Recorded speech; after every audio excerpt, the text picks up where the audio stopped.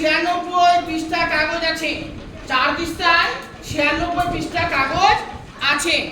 9 পৃষ্ঠায় কত পৃষ্ঠা কাগজ থাকবে? ভালো করে বইয়ের দিকে দেখো। 4 পৃষ্ঠায় 96 পৃষ্ঠা কাগজ আছে। রাইসুল বইয়ের দিকে 4 পৃষ্ঠায় 96 পৃষ্ঠা কাগজ আছে। 9 পৃষ্ঠায় কত পৃষ্ঠা কাগজ থাকবে? কি বার করব আমরা? পৃষ্ঠাটাকে কোন দিকে লিখবো আমরা? ডান দিকে। তাহলে লিখি, অঙ্কটা খুবই সোজা কিন্তু। 4 নম্বর অঙ্ক। 4 পৃষ্ঠায় কাগজ আছে। 4 পৃষ্ঠায় কাগজ আছে। কাগজ আছে। হাতে লেখা বুঝতে অসুবিধা আছে? 96 পৃষ্ঠা।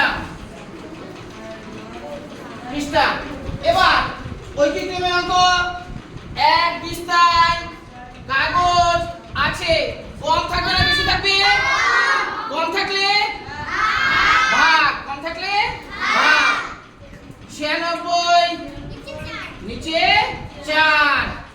এবার বলেছে 9 পৃষ্ঠায় কত পৃষ্ঠায় কাগজ থাকবে? 9 পৃষ্ঠায় কাগজ আছে। থাকবে অর্থাৎ হচ্ছে 9 পৃষ্ঠায় কম থাকবে না বেশি থাকবে? বেশি। এটার সাথে বলেছিলাম এটার সঙ্গে এটা। 4 পৃষ্ঠায় কাগজ ছিল বেশি, 1 পৃষ্ঠায় কাগজ হচ্ছে কম, আর 9 পৃষ্ঠা কাগজ বেশি। বেশি হতে গেলে আমরা কি করব? গুণ। 96 দেখো যা ছিল তাই বসাচ্ছি। এবার গুণ 9। কারো বুঝতে অসুবিধা হচ্ছে কি? এবার দেখো 4 4 24 96। 4 24 96। এবার এটাকে গুণ করে দিই। 240 থেকে 24 বাদ। এদিকে 20 216। 216 পৃষ্ঠা। কারো বুঝতে অসুবিধা হচ্ছে? যেহেতু প্রশ্নের অঙ্ক, আমরা কি করব? উত্তর অবশ্যই লিখব। 9 পৃষ্ঠায় 9 পৃষ্ঠায়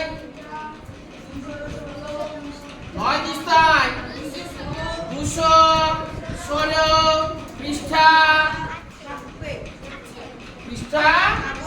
থাকবে।